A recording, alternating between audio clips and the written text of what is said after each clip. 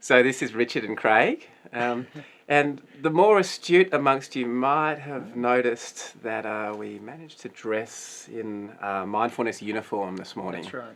So this is now the unofficial mindfulness uniform. It's so in tune. Yes, We just... it was actually coincidental. So obviously they're just really vibing off each other at the moment. Yeah. Final feedback video, Craig. Yeah. Yeah. It's been a lot of gratitude this week. A lot of learners have been really sort of grateful for the journey they've been on over the last 6 weeks and the things that they've learned from us and from one another, which has been really nice to hear. Yeah, really clear what a supportive learning environment it's been, and how learners have learned from each other, and Jen and Sherelle's contribution's been fantastic, and it's been really tremendous to see. And it's definitely one of the strengths of this course, and certainly one of the things I enjoy the most, seeing learners learning from one another and sharing ideas. Lots of stories about how they've benefited from their practice, more connected to others, less default mode, better listening, better relationships, calmer, less reactive, more self-compassionate. And then these ripple effects that you see of that mindfulness sort of affecting other people, which is really great. Yeah. Yeah. A lot we're mentioning about the living mindfully and enjoying the PDF, but just getting a sense that mindfulness is not just something you practice in a chair for 5 or 10 or 20 minutes. It's really what you do when you get out of the chair, and so it's been, I think, excellent that people have really appreciated the application of mindfulness in practical ways in life. And of course we've just planted a seed, haven't we? So you know, for a lot of the learners, it's just the beginning of something. That's right. Yeah. So some of the things that have been noted as well about people describing the inner child and that kind of playfulness, that kind of spontaneity, which is That's nice to hear, isn't it? Yeah, that's right. And like a sense of waking up, time lengthening. You know, it's like the day seems longer. You know, the week seems longer. My telomeres seem longer. You know. Yeah. So it's and that's the sense. I mean, you know, when you're young, and we tend to be so much more fully in the present moment when we're very young. You know, I mean, a summer seemed to go on forever, and a day seemed to be a long time, and I think we lose that once we sort of get into a blurred, distracted kind of state. Yeah, we lose touch with it, don't we? Yeah. With that inner child. So it's lovely to see that rediscovered. It is. I really love the metaphor of waking up. That's my, I don't know about you, but that's my favourite thing about teaching mindfulness, is that it gives people tools to just become more aware of what they're thinking and feeling and what's happening around them. So there really is a sense of waking up out of a dream of default mode that takes place. That's right. And in the same way that we wake up out of a dream at night and all of a sudden the nightmare, we stop stressing over it. When we wake up out of so much of the anxious preoccupation in our default circuits and so on, out of that and connect with the present moment, it's a little bit like that. The stress of the dream sort of dissolves itself. Yeah, definitely. The longer meditations, when a lot of our learners really enjoyed them. Some found them challenging. Yeah, well, they can be. Of course, to sit for, I think it was 27 minutes this week's meditation, that can be a real challenge, you know, because a lot comes up in that time, doesn't it? When we sit for longer periods of time, sometimes that gives us time to really calm down and drop in, but other times we really notice the agitation that's there, or a sense of boredom. You know, if we're focusing our attention on when's this going to be over, we might start to feel bored. Yeah. And we don't want anybody to force it if they don't feel comfortable already. But at the same time, there's great value in just learning to sit with those things, even when it's a little bit difficult, if we feel motivated to do that. Definitely. And of course, it's like physical exercise. You know, slowly building up is going to be much better than just running a marathon once a year. Yeah.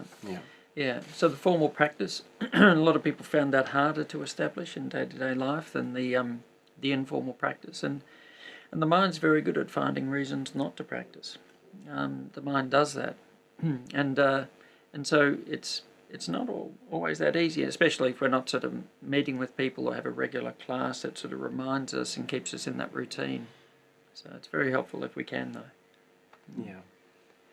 Mindful communication, that's always a big topic, you know, and it's so great to hear all these stories of learners really learning to listen to one another, to their family, to their friends, and we see a lot of mindful communication happening online as well with the forums, and Sherelle and Jen always, one of our learners noted how they're always modelling mindful communication, being very responsive rather than reactive, really listening, Yeah.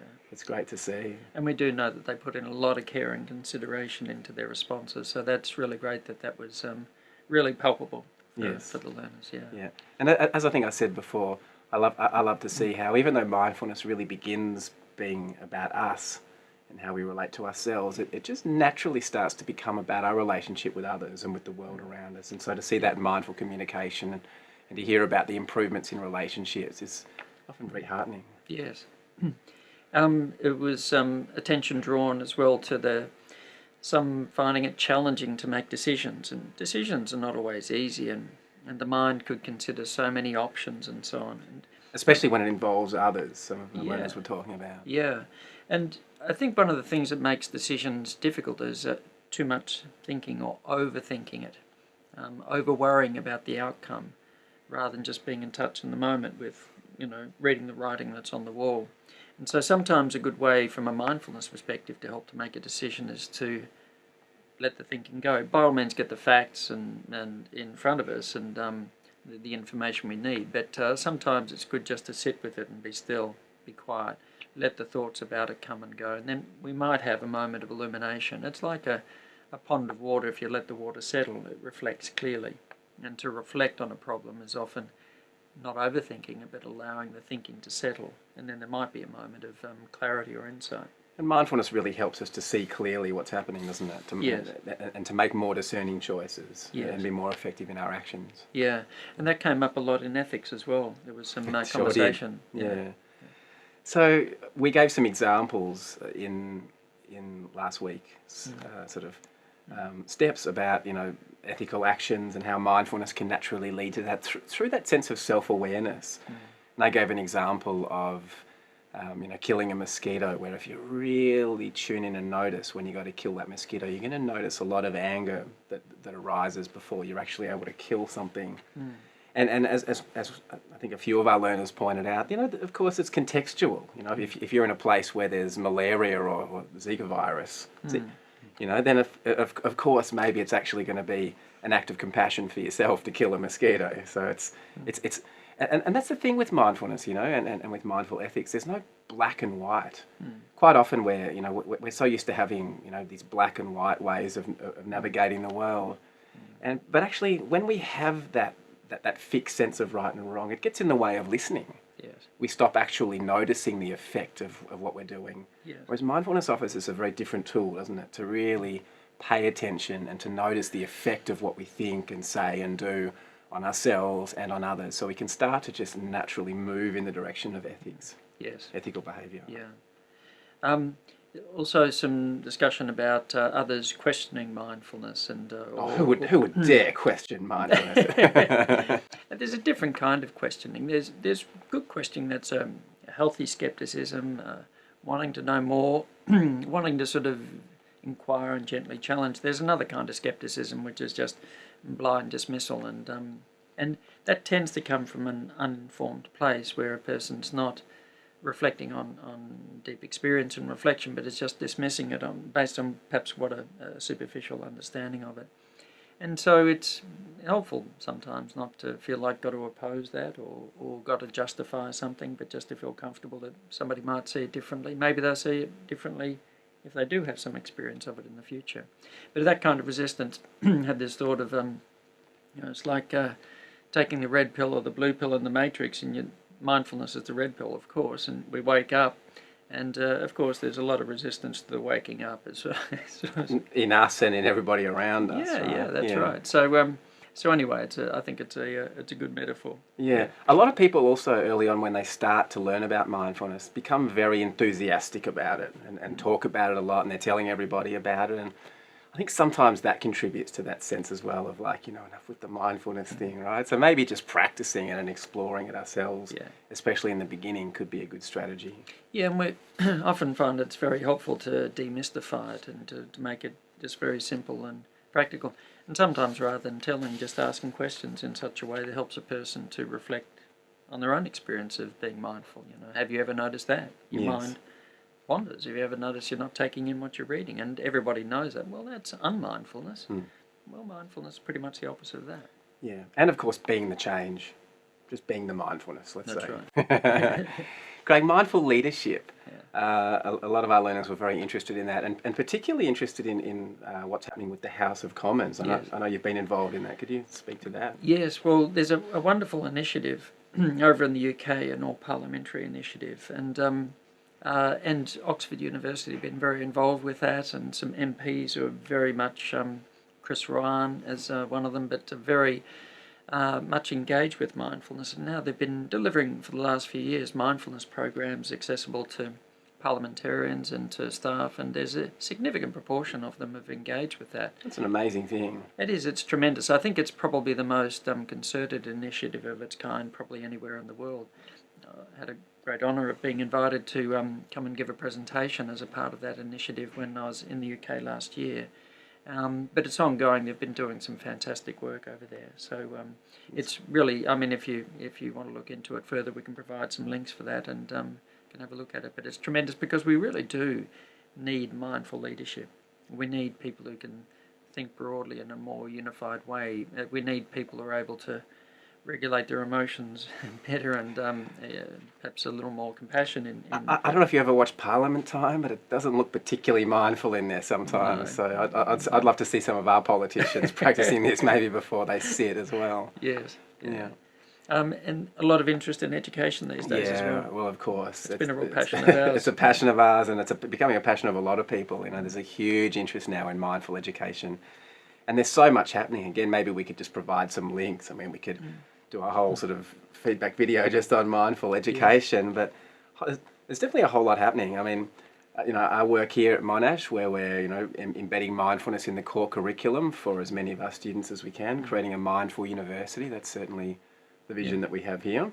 In fact, we're immediately after this, we're going to take a 3-hour workshop in training academics here at Monash in mindful learning and teaching, and it's a part of ongoing training here for academics. And that's right, and becoming really popular too.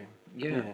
Some of our learners might be interested in our book, Mindful Learning. You know, it's got a lot of practical ideas for bringing mindfulness into education, into the classroom. And if you're a teacher or a parent, that's got lots of practical advice as well. And Smiling Mind are a great resource, Melbourne grown, but they have, I think it's something like 1.2 million users. I think 1.4 now, 1.4. So 1.4 million users. I know. Every time you look away, there's another couple of 1,000 people. Yeah, so that's a free app for anybody that doesn't know what it is, and just get it on your phone, and great resource. A philanthropic group, and done a tremendous job in bringing all of that together. Yeah, and what about other resources, Craig? Some of our learners were asking about that.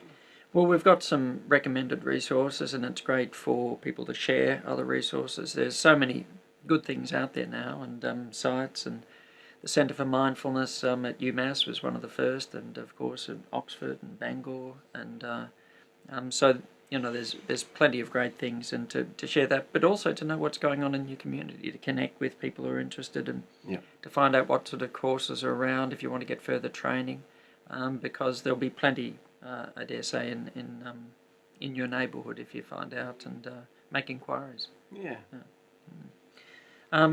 Just want to say something about study groups as well. We'd just like to thank everybody who contributed to the study groups. That was the first time we'd run them, and it's been a great learning experience for us, certainly. And the quality of the summaries produced was just awesome. So thank you for everybody that contributed, that provided their summaries every week. That was great. All right. Well, I think that pretty much brings us to the end of the course, and just to put in again another thanks to Jen and Sherelle in particular for providing such wonderful and committed support throughout the program, and the Monash production team, the people behind the scenes. And we have tried so hard, Richard, to get them in frame. Many invitations, but just even to do a little Hitchcockian sort of walkthrough, but no, we couldn't get it happening. There's nothing. So we'll have to Photoshop them in later, I think, Craig. That's right. But they've done such a fantastic job, and we really enjoy their contributions to making all of this happen. So thank you, and this is not the end of mindfulness. This is it's the beginning. It's very much the beginning. And if you or somebody else you know is interested, then the next run of the course is in May 15, and again, it's free. And registrations are open already. So that's right. And you'll be sent reminders if you register for it. So thank you for all your contributions. It's been a real pleasure. And Richard and I are going to go to a store and find some different shirts, all right? So we'll work on that. I quite like these shirts. Yeah? You reckon? We'll swap next time, see if anyone notices. Okay. Yeah.